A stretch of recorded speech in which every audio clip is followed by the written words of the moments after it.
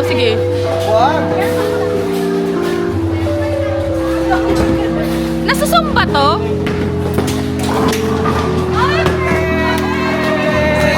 Oh, stop mo na. Nandito. Ayusin mo naman, nakabuka. Sorry.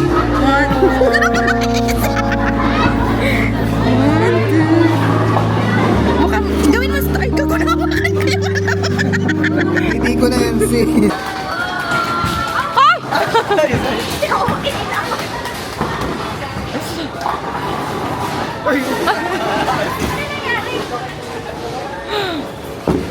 Ay, putang ina. Dinadaan sa lakas ni Renzi.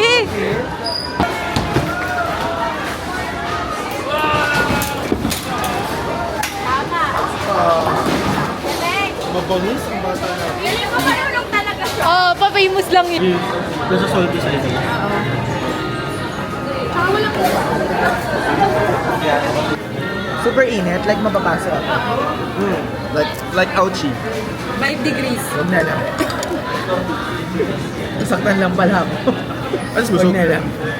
First here in bite. Japan. First bite.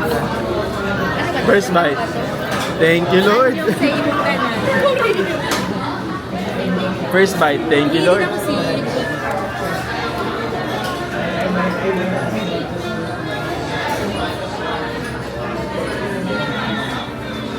Ano ba natin ano? Rashida.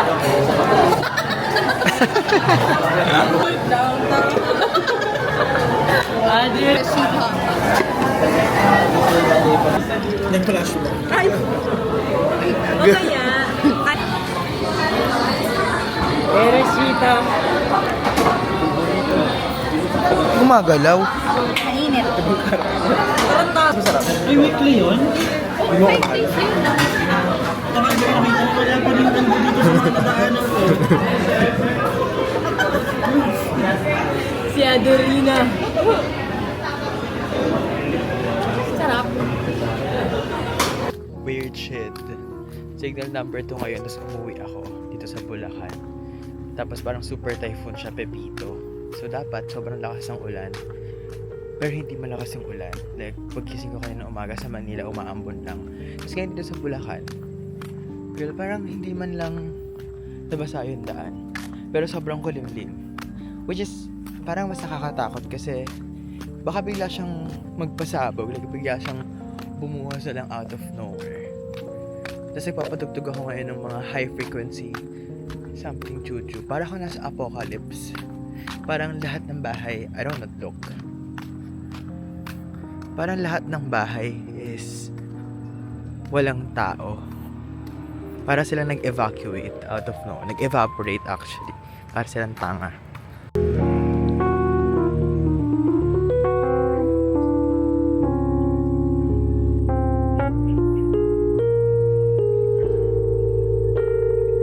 Sobrang low-key creepy.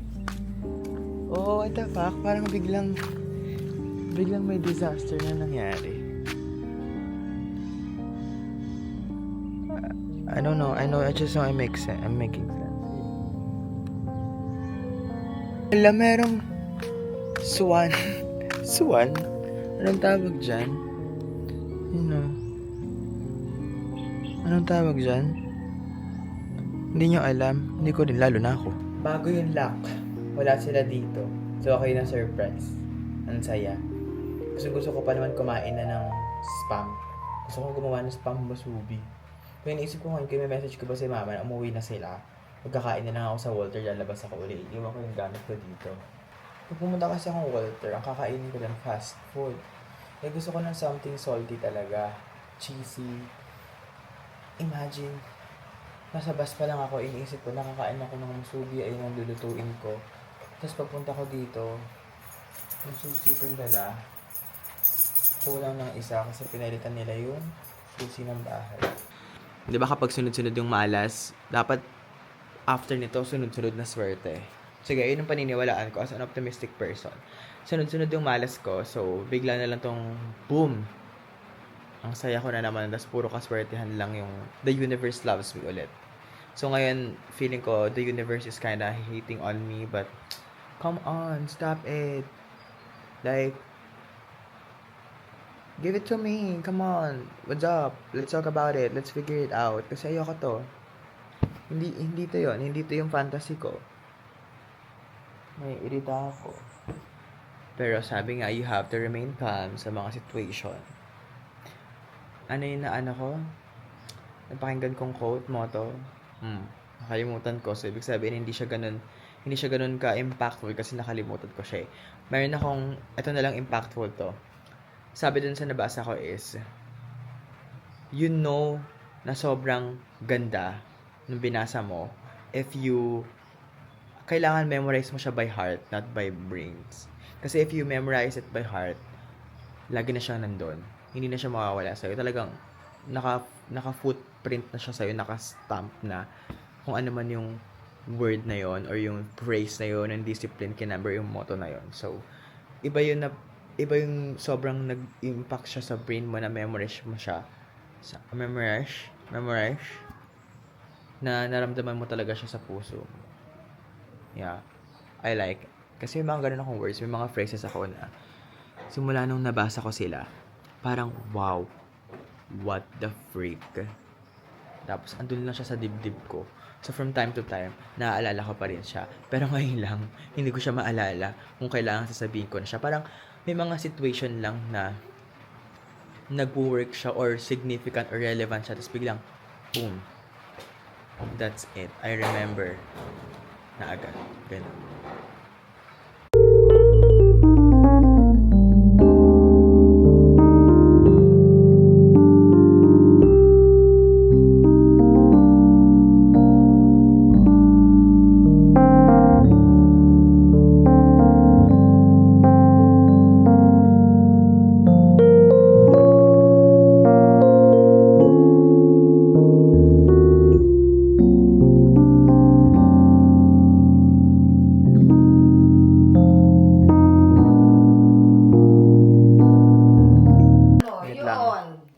Ang tanong, ano ang natutunan sa movie after panoorin? Sagot.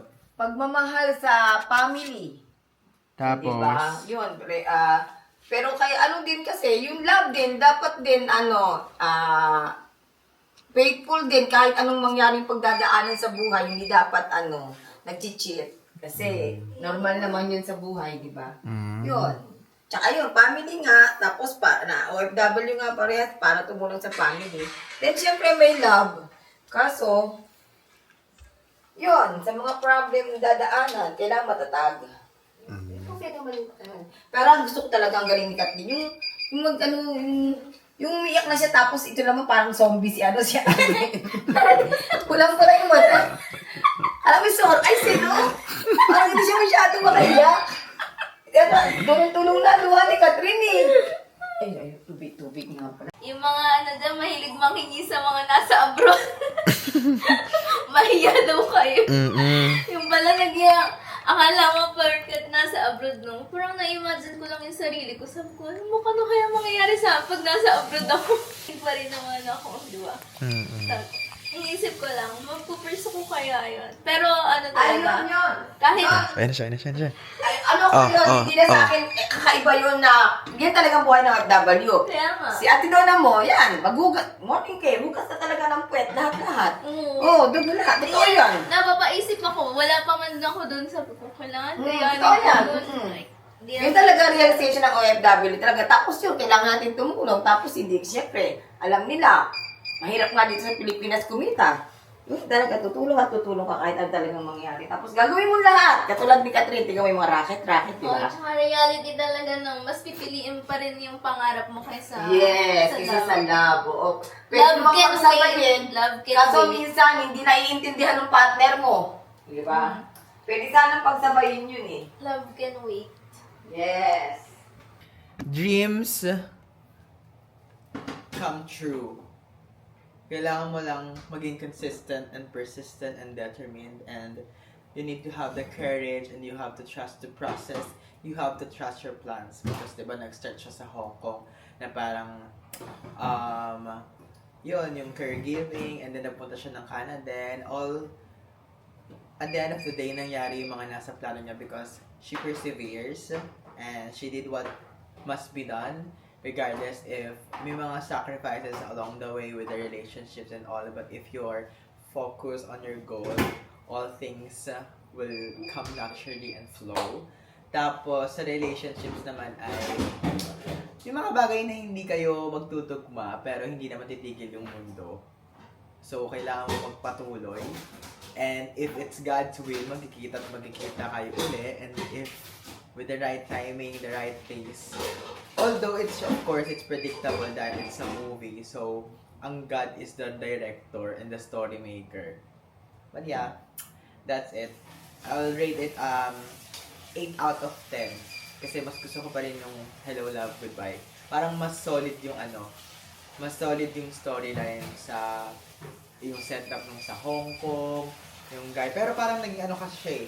Parang siyang reverse card na 'di ba sa Hong Kong ang mayaman naman si Alden. Siya yung nakakaluwag-luwag.